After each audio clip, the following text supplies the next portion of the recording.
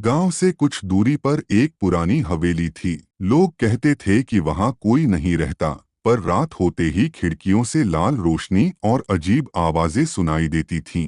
गांव वाले बच्चों को चेतावनी देते थे, उस हवेली से दूर रहना, वहां से कोई लौटकर नहीं आया। अनिरुद्ध शहर से आया एक युवक इन कहानियों को अंधविश्वास समझता था। वह रिसर्च स्कॉलर था और अलौकिक शक्तियों पर डॉक्यूमेंट बनाना चाहता था। उसने हवेली जाने का निश्चय किया। रात का समय था। हवेली का दरवाजा अजीब सी चरमराहट के साथ खुला।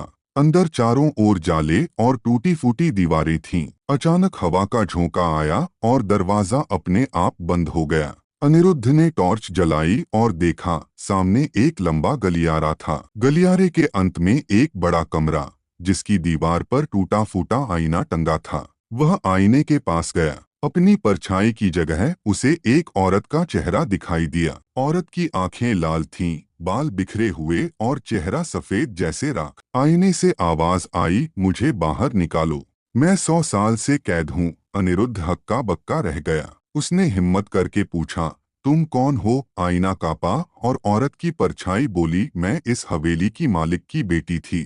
तंत्र मंत्र से मुझे इस आईने में बंद कर दिया गया। मेरी मुक्ति सिर्फ तुम्हारे हाथों से होगी। अनिरुद्ध को दया आ गई। उसने आईने को छूने के लिए हाथ बढ़ाया। तभी ठंडी हवा का तेज झोंका आया। पूरा कमरा अंधेरे में डूब गया। आईने से काली धुंध निकलकर चारों तरफ फैलने लगी।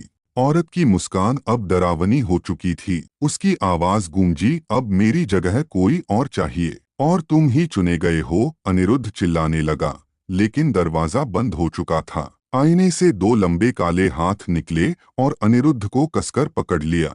वह चीखते हुए छुड़ाने की कोशिश करता रहा, लेकिन धीरे धीरे उसका शरीर आईने की ओर खींचता चला गया। अचानक आईने में उसका चेहरा दिखाई दिया। उसकी आंखें डर और दर्द से भरी थीं। फिर उसका पूरा शरीर आईने के अंदर समा गया। आईना अब शांत था। औरत की परछाई गायब हो चुकी थी। अगली सुबह गांव वाले हवेली के बाहर इकट्ठा हुए। उन्होंने अंदर कदम रखने की हिम्मत नहीं की, लेकिन खिड़की से झांककर देखा, आईने में अब अनिरुद्ध का चेहरा था। उसकी आंखें खाली, होंठ कांपते हुए मानो मदद मांग रहे हों। गांव वाले भाग गए और हवेली का दरवाजा जंजीर से बंद कर दिया। कई साल बीत गए।